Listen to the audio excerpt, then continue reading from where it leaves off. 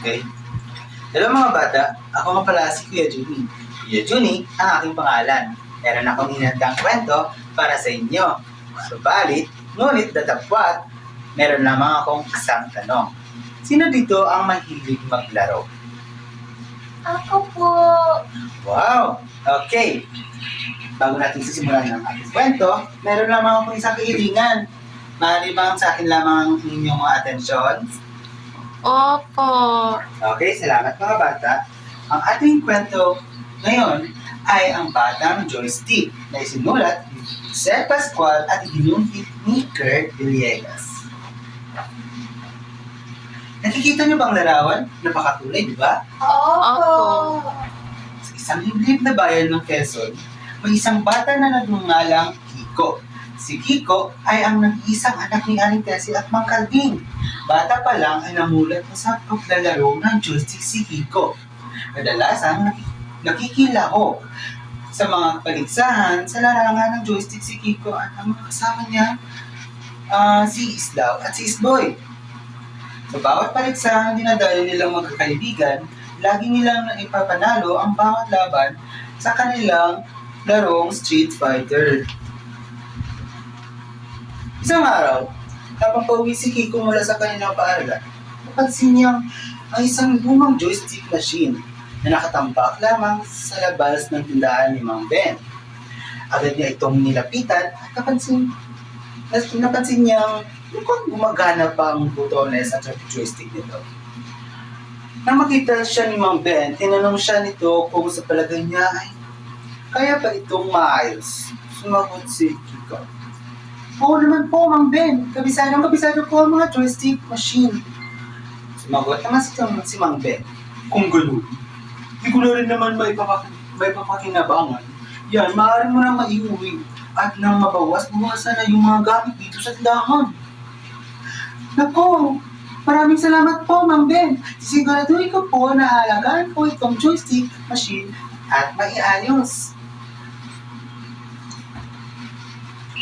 Laking tuwa ni Kiko sabay yakap sa bewang ni Mang Ben. Kinagabihan, agad nilinis ni Kiko ang kanyang joystick machine. Tinanggalan ng alikabok, tinignan mabuti ang mga kable at sinubukang paandalin. Ang unang subok ay di agad umandar. Sa pagkadismaya, tinapik ni Kiko ang parte ng joystick at sa di inaasahang pagkakataon, ito ay umandar, ngunit pakurap-kurap kung sumindi. Matapos ang paglilinis ni Kiko ng kanyang joystick, agad din natulog na yakap-yakap ng bata ang laruang pinaglumaan ni Mang Ben. Kinabukasan, nalitaring nagising si Kiko maghanda para sa paligsahan ng Street Fighter sa kanilang lugar. Pagkatapos mag-almusal, agad na umalis si Kiko, dala-dala ang pag-asang mapagtagumpayan ang paligsahan.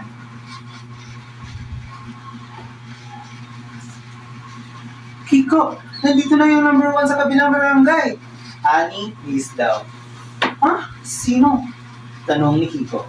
Sabi naman ni Isboy, yun, yung bata nakasuot ng salamin. Balita ko, 10 bata na daw ang natalo niya sa Street Fighter. Basta, walang hadang sa akin. Ulat siyan sa akin pag nag-combo na ako. Yan ang utol ko. Nang nagsimula na ang paligsahan, agad na nagpakitang gilas ang mga kalaho. Umapansin naman sa championship sina Kiko at Berto. Nang sila na ang nagharap, nagpamala si Kiko ng combo ng kanyang avatar na si Ryo na ipanalo ni Kiko. Subalit sa pangalawang round ay natalo siya ni Berto.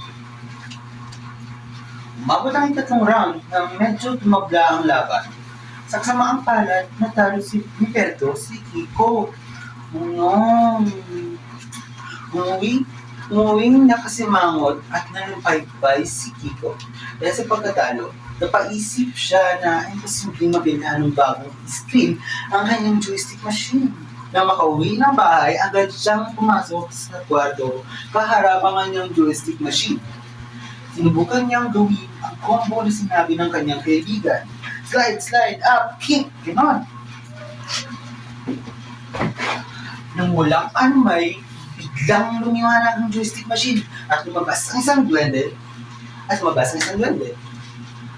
Dahil sa gulat, napasigaw si Kiko na agad namang kinubensi ng duwende na huwag mabigla dahil mabalik ito.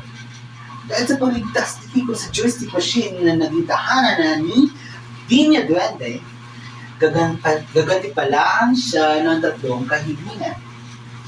Agad naman ang humiling si Kiko. Ang unang humiling ay magkaroon ng bagong screen. Ang pangalawa naman ay maraming pera. At ang pangatlo ay maging pinakamagaling na manlalaro ng Street Fighter. Ani ni Kiko. Sabi ni Dinya Duwende, "Tataparin ko ang iyong pangako. Kayong kahilingan. Ngunit, babalaan kita. Dahil sa iyong pagmamalipis, maaari magkaroon ng kausahan ang iyong mga kahilingan." Lumiwanag ang buong silid dahil sa hiwaga ng duwende. Agad namang nawala ng malay si Kiko.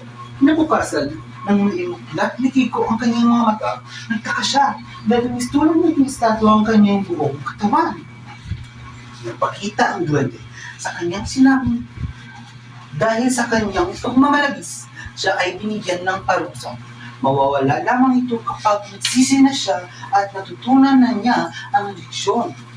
Lumipas ang ilang araw, lumipat ni Aling Tessie at mangkarating ang buong barangay ngunit hindi pa rin nila nahahanap si Kiko. Nang nakita ni Kiko ang kalungkutan ng kanyang mga magulang, agad siyang humingi ng tawad sa duwende. Hindi duwende, parang awa mo na, ay balik mo na ako sa dati. Naaawa na ako sa aking nanay at tatay. Di na sila nakakatulog dahil sa paghahanap sa akin. Pangako, magiging babait, mapagkumbaba at pagkontento laging ako sa mga bagay na meron ako. Nantig ang duwende at dahil sa paghingi ng tawad ni Kiko, agad siyang ibinalik sa pagiging bata. At di lang yun, natutunan din niyang makontento, mapagkumbaba sa lahat ng mga pagkakataon. At dun lamang nagwawakas ang ating kwento. Salamat mga bata. Anong mga natutunan yung mga moral o lesson sa ating kwento?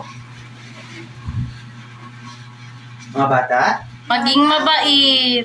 Tama. Magiging mabait, makontento sa mga bagay-bagay na meron tayo. Yun lamang. Salamat. Bye-bye!